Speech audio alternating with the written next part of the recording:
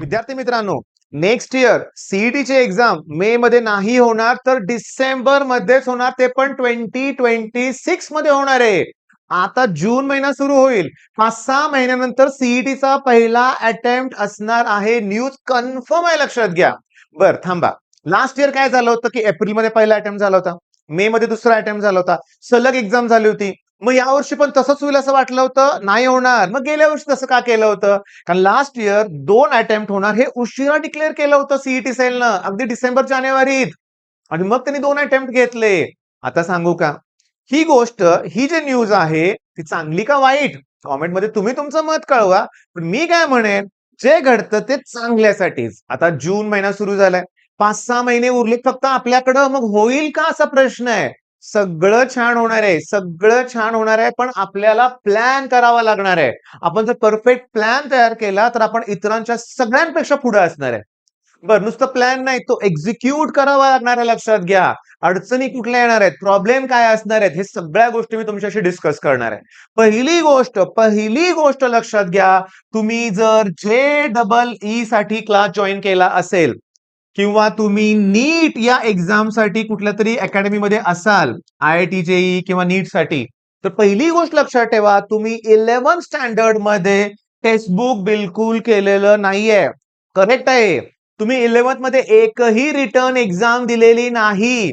कॉलेजचे पेपर तुम्ही घरी सोडवलेत, बघून सोडवलेत. तुम्हाला बोर्डच्या एक्झामची काही प्रिपरेशन नाहीये. लॉक टेबल सुद्धा मुलांना वापरता येत नाहीये.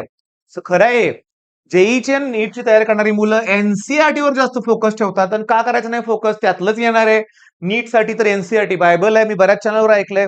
ऍज इट इज क्वेश्चन असतात एनसीईआरटी मधले, मग एनसीईआरटी केलंच पाहिजे, जेई साठी केलंच पाहिजे. पण मुलं आपली आहे जेई नीटच्या अकॅडमीमध्ये, आणि कॉलेज लोकल आहे, आपलं स्टेट बोर्डचं कॉलेज आहे. आपल्याला स्टेट बोर्डची तयारी करावी लागणार आहे, ही पहिली गोष्ट लक्षात ठेवायची. म्हणजे आता तुम्हाला काय करावं लागणार आहे, बोर्ड प्लस सीईटी हे मॅनेज करावं लागेल. पण थांबा ना, त्यात मध्ये जेई येणार आहे. आणि तुमच्या कोचिंग मध्ये थोड्या महिन्यानंतर ऍडव्हान्सची प्रिपरेशन स्टार्ट होणार. हो, पुन्हा मेन्स नंतर, बोर्ड नंतर ऍडव्हान्सला एवढा पण वेळ नसतो, त्यामुळे ऍडव्हान्स पण अगोदर करून घेतात ते. मग काय प्रॉब्लेम, 11th क्लिअर नाहीये, 11th क्लिअर नाहीये मुलांची अजून, मेन्स मध्ये ड्रॉबॅक किंवा डिफिकल्टीज यायला लागलेत, क्लासवाल्याने ऍडव्हान्स सुरू केलं आणि माझी बोर्डची प्रिपरेशन झिरो आहे. हा तणावच वेगळा आहे. हा प्लॅन करावा लागणार आहे, तुम्हाला ठरवावं लागणार आहे. अरे जेई थ्रू IIT जायचंय ना, 75%चा क्रायटेरिया आहे, तो कसा अचीव्ह करणार? 75% मार्क पडले पाहिजेत ना. किंवा प्लेसमेंटसाठी कमीत कमी 60%चा तर क्रायटेरिया आहे सध्याचा, तो तर पुढे गेलो पाहिजे ना आपण. म्हणजे तर होतं काय की जेव्हा आता चला जून महिना स्टार्ट होईल, ओके, मग जून जुलै ऑगस्ट सप्टेंबर आणि ऑक्टोबर, ओके, जून पासून ऑक्टोबर पर्यंतच मला अभ्यास करायला वेळ आहे. होय, ऑक्टोबर पर्यंतच मला फिनिश करायचं आहे सगळं, ऍट एनी कॉस्ट, हे लक्षात ठेवायचं.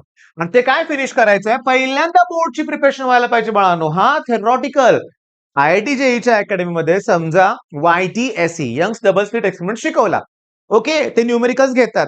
अरे लगेच बोर्डचं पुस्तक उघडा रे बाळांनो, त्यात शोधा ना तो टॉपिक कुठे आहे. ओके, वेव ऑप्टिक्स मध्ये आहे तो. त्याचे न्यूमेरिकल्स खूप सोपे वाटतील जेव्हा तुम्ही जेईचे प्रॉब्लेम कराल. पण तुम्ही करता काय की तुम्ही जेई साठी MCQ ची प्रॅक्टिस भरमसाठ करता, पण हे बघतच नाही.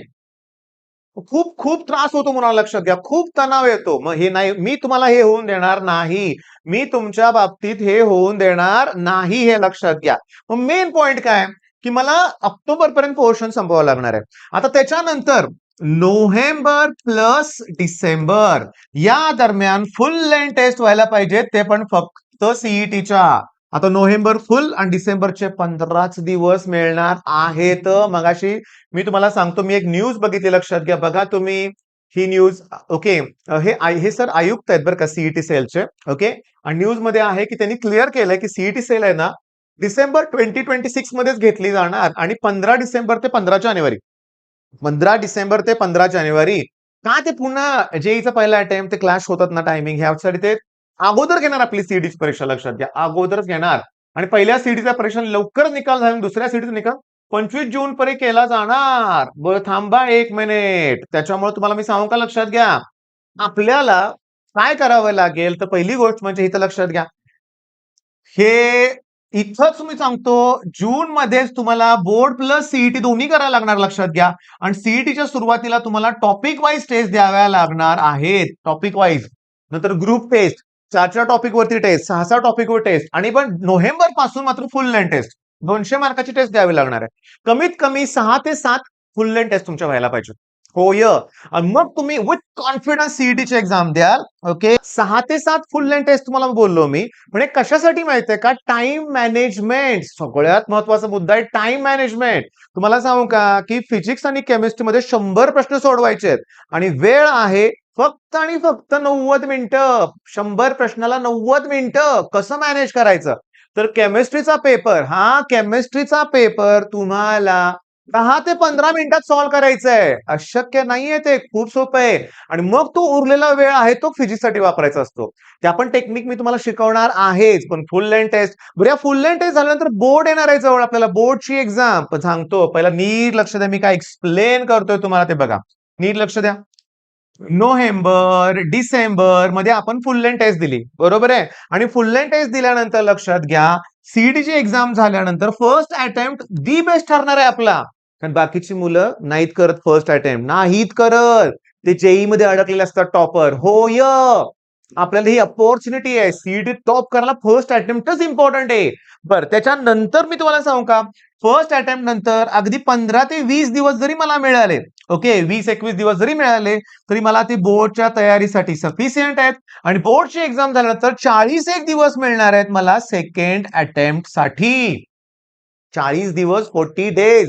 आणि पहिल्या अटेम्प्टलाच आपण फुल लेंथ टेस्ट दिलेत, अभ्यास झालाय परफेक्ट. मग नेक्स्ट अटेम्प्टला काय? फक्त ड्रॉबॅक्स दूर करायचे. पहिल्या अटेम्प्टला कदाचित काही मुलांचं 11th राहणार आहे, होय. 11वीचे टॉपिक राहणार आहेत, होय. आता जर कोण 10वीतून 11वी जाणारा मुलगा बघत असेल तर त्यांना 11th मध्ये 11चे टॉपिक 24 नाही, जवळजवळ 30 टॉपिक आहेत. फिजिक्स, केमिस्ट्री, मॅथचे 10 टॉपिक आहेत. हे 30 टॉपिक एका वर्षात परफेक्ट त्या मुलांनी केले पाहिजेत. बर, स्टडी प्लॅन आता फायनल एकदा रिवाइज करून टाकूया आपण. ऍट एनी कॉस्ट सप्टेंबर मध्ये सगळं संपवा. ऑक्टोबर, नोव्हेंबर आणि डिसेंबर. सप्टेंबर थोडं ऑक्टोबर मध्ये गेलं तर काय हरकत नाही. निदान मला ना 45 दिवस तरी सीईटी साठी ना फुल मिळाले पाहिजेत. होय, फुल लेंथ साठी मला एवढा वेळ मिळाला पाहिजे. आणि त्याच्यानंतर बोर्ड आणि पुन्हा सीईटी, बरोबर आहे. आता ह्याच्यात गंमत कुठं होतं मी तुम्हाला सांगतो. आता जी मुलं आपली एनडीए ची प्रिपरेशन करतायत ती फिरून पुन्हा जेई सीईटीकडे येतात, पण त्यांना अभ्यासाला वेळ मिळत नाही.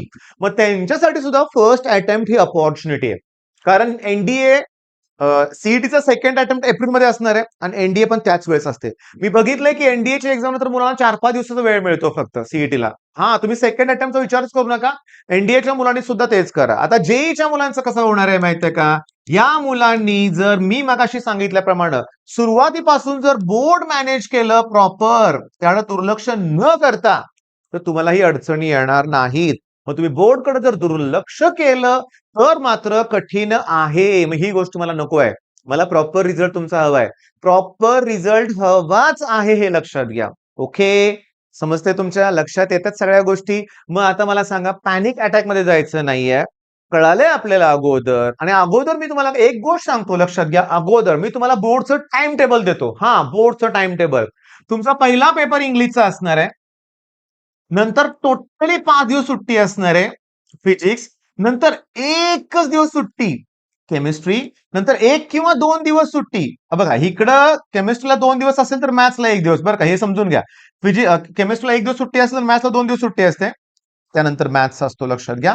आणि मॅथ्स नंतर 8-10 दिवसांनी मग ते सीएस आयटी सारखे पेपर सुरू होतात. मग मॅथ्स नंतर लगेच सीडी तयारी सुरू केली पाहिजे. मग त्यासाठी तुम्ही बोर्डच्या वेळेचे सब्जेक्ट ना, सीएस असेल, काहींचा आयटी असेल, जॉग्राफी असेल आणि प्लस इंग्लिश, याची तयारी सुद्धा सुरुवातीपासून करा. हे 8 दिवस मुलं सीईटी जेव्हा प्रॉपर सीईटी करायची असते ना, प्रॉपर सीईटी, मॅथचा पेपर झाल्या सीईटी तयारी सुरू करायची असते ना, मुलं सीएस करत बसतात, आयटी करतात.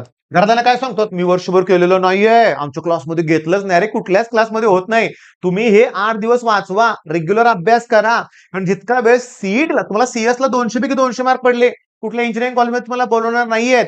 सीईटीचा स्कोर इम्पॉर्टंट आहे, हे लक्षात ठेवायचं आहे. मग आता अजून मला या विषयावर व्हिडिओ बनवायचे आहेत, बरं का, या विषयावर व्हिडिओ बनवायचेच आहेत. पण मुद्दा तुमच्या लक्षात आला का की डिसेंबर मध्ये सीईटी होणार आहे, अर्लियर एक्झाम आहे. प्लॅन अहेड, स्टे अहेड आणि मोर टाइम आहे बेटर स्कोर. होय, आहे वेळ अजून. पण तुम्ही उशिरा जागे झालात तर त्यावेळेस तुम्हाला डिसेंबरमध्ये प्रश्न पडणार आहे, आता सीईटी करू का बोर्डचं करू का ते जेईला क्लास लावलाय 5 लाख फी भरले त्याचं काहीतरी करू का काय करू, असा प्रश्न तुमच्या समोर निर्माण होईल जर आत्ताचा वेळ वाया घालवला तर. मग वेळ वाया घालवू नका. मी व्हिडिओच्या शेवटी हा नंबर दिलाय 80 87 31 80 64. ओके, या नंबरवर तुम्ही आम्हाला व्हॉट्सअप मेसेज करा, कॉल करा, प्लॅन बद्दल विचारा. ऍक्च्युली कॉल खूप येतात त्यामुळे व्हॉट्सअप मेसेज करा, आम्ही तुम्हाला गाईड करू. ओके, मग आता जोरात तयारी करूया. All the best.